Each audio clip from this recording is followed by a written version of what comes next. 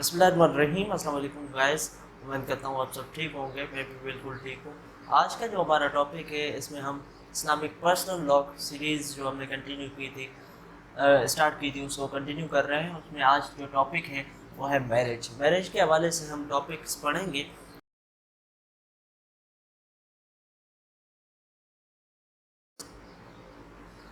اس topic کو ہم دو parts میں کریں گے کیونکہ میرج ایک لینتھی ٹاپک ہے، تو اس کو ہم دو پارٹس میں کریں گے۔ کچھ جو منی ٹاپکس ہیں وہ آج ہم پڑھیں گے اور کچھ بعد میں پڑھیں گے۔ سب سے پہلے دیکھتے ہیں کہ میرج ہے کیا۔ کفایہ جو ہیں وہ کہتے ہیں کہ marriage is a contract which has its objects کیا ہیں وہ ہم بعد میں پڑھتے ہیں، لیکن یہ کہتے ہیں کہ میرج کیا ہے، میرج ایک کانٹریکٹ ہے۔ جبکہ جو امیر علی ہیں یہ کہتے ہیں کہ it is an institution ordained for the protection of the society and in order that human being may guard themselves from foolness and chastity۔ ٹھیک ہے، یہ کہتا ہے کہ یہ اٹ از این انسٹیٹیوشن کا جو آبجیکٹ ہے وہ کیا ہے، protection of society and human being may guard themselves from chastity۔ Okay, اب یہ امیر علی کہہ رہے ہیں کہ this marriage is a institution, جبکہ 1886 میں ایک کیس آیا تھا جو تھا عبد القادر ورسز سلیمہ۔ عبد القادر ورسز سلیمہ، اس کیس میں جسٹس محمود تھے جنہوں نے کہا تھا کہ مسلم میرج جو ہے وہ مسلم سیکرامنٹ نہیں ہے، it is a civil contract.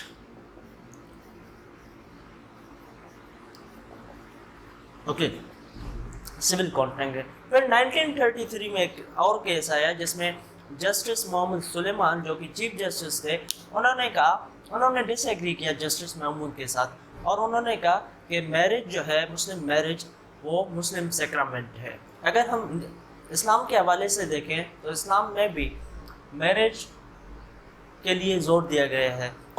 ایک حدیث کا مفہوم ہے جس میں حضور کریم صلی اللہ علیہ وسلم نے فرمایا کہ اے نوجوانوں، جو تم میں سے افورڈ کر سکے اسے چاہیے کہ وہ نکاح کر لے، اگر جو افورڈ نہیں کر سکتا تو اسے چاہیے کہ وہ اپنی پاک دامنی قائم رکھے۔ تو نکاح کی اسلام میں بھی بہت اسے زور دیا گیا ہے اور اس کی بڑی اہمیت ہے، کیونکہ نکاح ہی وہ چیز ہے جس سے فیملی بنتی ہے اور فیملی سے ظاہر سی بات ہے سوسائٹیز بنتی ہیں۔ اب ہم دیکھتے ہیں essentials of valid marriage. Valid marriage کے یہ اسینشیلس ہیں جو فلفل ہونا بہت ضروری ہے، اگر یہ فلفل نہیں ہوتے تو وہ میرج ویلڈ میرج قرار نہیں دی جائے گی۔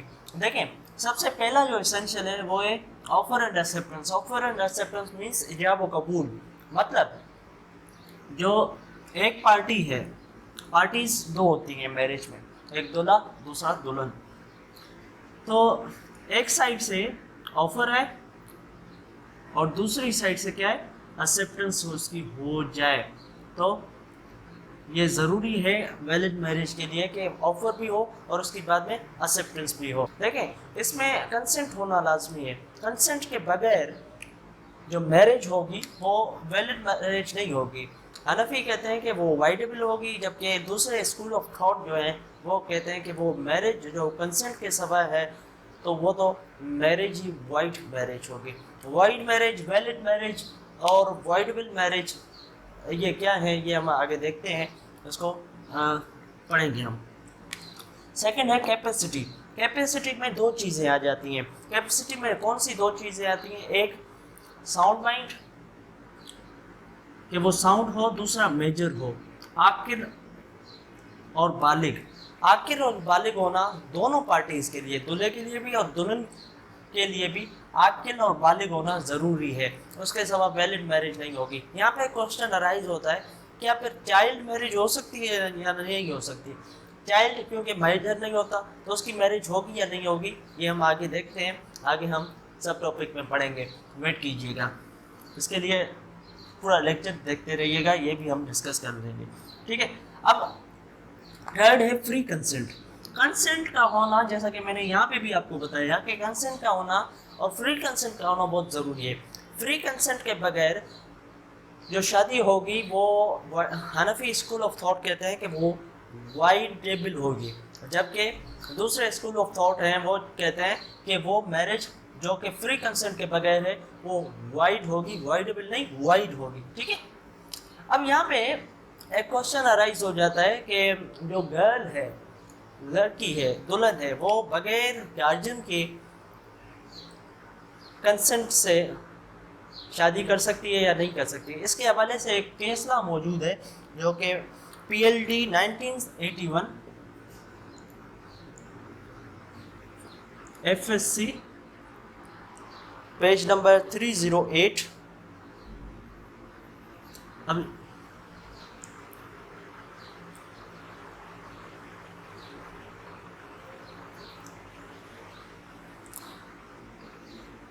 یہ case P L D 1981 F S C 308، یہ کیس ہے محمد امتیاز ورسز اسٹیٹ۔ اس میں فیڈرل شریعت کورٹ نے ہیلڈ کر دیا کہ جو بھی گرل ہے وہ اپنے چوائس سے شادی کر سکتی ہے، اس کے لیے گارجین کی جو کنسنٹ ہے وہ ضروری نہیں ہے۔ اب فورتھ جو ہمارے پاس اسینشیل ہے ویلڈ میرج کے حوالے سے وہ ہے 1 سٹنگ۔ اب ایجاب و قبول جو ہونی چاہیے وہ ایک سٹنگ میں ہونی چاہیے، ایک سٹنگ میں ہونی چاہیے، یہ ضروری ہے، اسینشیل ہے۔ اب 5th نمبر جو ہے یہ ہے ڈوبر، حق مہر۔ حق مہر کا ہونا بھی بہت ضروری ہے۔ اگر نکاح نامہ میں حق مہر مینشن نہیں ہے تو یہ پرزیوم کیا جائے گا کہ حق مہر موجود ہے، کیونکہ حق مہر کے سوا شادی ہوگی بھی نہیں۔ اب 6th presence of witnesses. Presence of witnesses, 2 گواہان کا موجود ہونا بھی بہت ضروری ہے۔ 2 گواہان کے بغیر شادی ہو نہیں سکتے۔ یہ یہاں پہ بھی ڈفرینس ہے اور اختلاف ہے۔ جو شیعہ اسکول آف تھاٹ ہے وہ کہتے ہیں کہ جو وٹنسز ہیں وہ at the time of divorce ضروری ہیں، جبکہ ادر اسکول آف تھاٹ ہے وہ کہتے ہیں کہ وٹنسز جو ہیں 2 وٹنسز وہ at the time of marriage ضروری ہیں، نکاح کے لیے ضروری نہیں ہیں۔ اب یہاں پہ 7th جو ہے وہ اسینشیل ہے ایبسنس آف امپیڈیمنٹ۔ کون سے امپیڈیمنٹس نہیں ہونی چاہیے شادی میں وہ ہم بعد میں پڑھتے ہیں اور اس کو بھی ہم ڈیٹیل میں پڑھیں گے۔ کلاسیفیکیشن۔ اب کلاسیفیکیشن آف میرج، میرج کی ڈفرینٹ ٹائپس ہیں، مینلی 2 ٹائپس ہیں، ایک ہے ٹیمپرری میرجز، ایک ہے پرماننٹ میرجز۔ ٹیمپرری میرج میں صرف اور صرف موتا آتی ہے جو کہ فقہ جعفریہ وہ اس کو ایکسیپٹ کرتے ہیں، یا اب ہم کہیں کہ انڈورس کرتے ہیں، دوسرے ان کو انڈورس نہیں کرتے۔ باقی جو ہیں پرماننٹ میرجز، پرماننٹ میرجز میں بھی 3 قسم کے میرجز ہیں، ایک ہے ویلڈ میرجز، دوسرا ہے وائڈ میرجز، تیسرا اریگولر میرج۔ ابھی ہم جو پڑھ رہے ہیں وہ ہے ویلڈ میرجز، جو ہم نے اسینشلس پڑھی تھی ویلڈ میرج کی، اگر وہ ساری کی ساری کمپلیٹ ہو جاتی ہیں، پریزنس آف وٹنسز بھی ہے، جو بھی چیز وہاں پہ ہم نے پڑھی تھی وہ ساری کی ساری کمپلیٹ ہے، تو وہ میرج کون سی ہوگی جی؟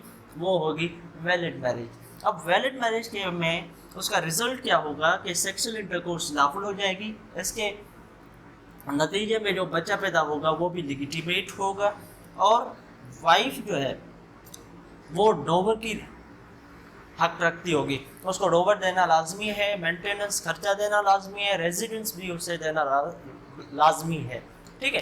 اس کے بعد اگر ڈائیورس ہو جاتی ہے، ان کیس آف ڈائیورس، اب اگر ڈائیورس ہو جاتی ہے، طلاق ہو جاتی ہے، تو وائف کو عدت آبزرو کرنا پڑے گا، مطلب کہ عدت میں رہنا پڑے گا، ٹھیک ہے۔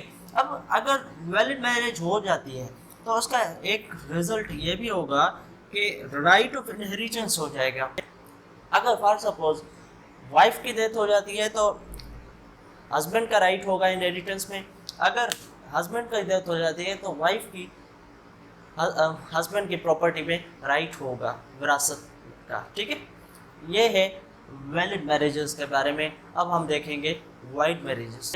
سیکنڈ ٹائپ ہے ہمارے پاس وائڈ میرج۔ اب وائڈ میرج مطلب کہ کسی بلڈ ریلیشن کے ساتھ شادی کر دینا، یا کسی کی وائف کے ساتھ شادی کر دینا، یا بغیر کنسنٹ کے شادی کر دینا، تو وہ ساری وائڈ میرجز ہیں۔ اب وائڈ میرج میں کوئی بھی رائٹ کریٹ نہیں ہوتا، رائٹ آف انہیریٹنس کی تو بات ہی نہیں ہے، لیکن کوئی بھی رائٹ کریٹ نہیں ہوتا، مینٹیننس وغیرہ کوئی بھی رائٹ کریٹ نہیں ہوگا. اور اس کے ان کیس اگر انٹرکورس بھی ہوتا ہے تو اس زنا کہا جائے گا، کیونکہ وہ لافل نہیں ہے، وہ رانگ ہوگا، وہ غلط ہوگا، کیونکہ میرج وائڈ ہے اور اس میں اسے زنا قرار دیا جائے گا. ہم نے ایک ٹائپ پڑھا ویلڈ میرجز، دوسرے پڑھے وائڈ میرجز. یہ دونوں کے بیچ ہے ارریگولر میرجز. اب ارریگولر میرج میں کیا ہوتا ہے کہ فار سپوز کسی نے 5ویں شادی کر دی، 4 شادیاں الاؤڈ ہیں، اس نے 5ویں کر دی، اب یہ ارریگولر ہو گیا. کیونکہ اگر کسی کی ڈیتھ ہو جاتی ہے 5 وائفس میں سے تو پھر تو وہ خود بخود صحیح ہو جائے گی، پھر تو وہ ویلڈ میرج ہوگی، ادروائز اور ریگولر ہوگی. اس کے کانسیکوینسز ڈفرینٹ ہوتے ہیں. یا پھر فار سپوز دیکھیے گا ریگولر میرج اس ٹائپ کا بھی ہو سکتا ہے کہ اس میں وٹنسز نہیں تھے. 2 وٹنسز لازمی ہیں، ہم نے اسینشیل میں پڑھا تھا، لیکن اگر اس میں وٹنسز ہی نہیں ہیں میرج میں تو یہ ریگولر میرج قرار دیا جائے گا. اب اس کے لیگل کانسیکوینسز ڈفرینٹ ہیں. اگر کنزومیشن ہو نہیں جاتی، مطلب اس کی کنزومیشن نہیں ہوتی، پھر تو کوئی بھی لیگل کانسیکوینسز نہیں ہے. لیکن اگر کنزومیشن ہو جاتی ہے تو پھر لیگل کانسیکوینسز ہیں. اب لیگل کانسیکوینسز کیا ہے کہ اگر کنزومیشن ہو جاتی ہے اور اس کے نتیجے میں کوئی چلڈرن پیدا ہوتا ہے، چائلڈ پیدا ہوتا ہے، تو وہ لیگیٹیمیٹ ہوگا. اور جو ڈوبر ہے حق پیر وہ بھی پیبل ہوگا.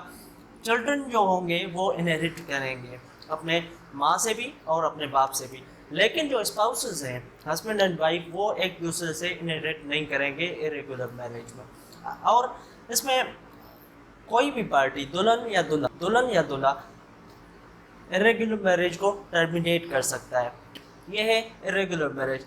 یہ پرماننٹ کے تینوں ٹائپ ہم نے پڑھ لیے. باقی ٹیمپرری میرجز میں ایک ٹائپ ہے ہی ایک، وہ ہے موتا میرج. اور موتا میرج کے صرف اور صرف شیعہ اسکول آف تھاٹ جو ہے وہ ریکگنائز کرتے ہیں، باقی اس کو ریکگنائز نہیں کرتے. اب اس میں ہوگا کیا ہے کہ ایک فکسڈ پیریڈ کے لیے شادی کی جاتی ہے اور فکس پیریڈ کے لیے ہی شادی ہوتی ہے، اس کے بعد وہ شادی ختم ہو جاتی ہے. اس کو میں نے جیسا کہ آپ کو بتایا کہ دوسرے اسکول آف تھاٹ جو ہیں وہ ریکگنائز نہیں کرتے.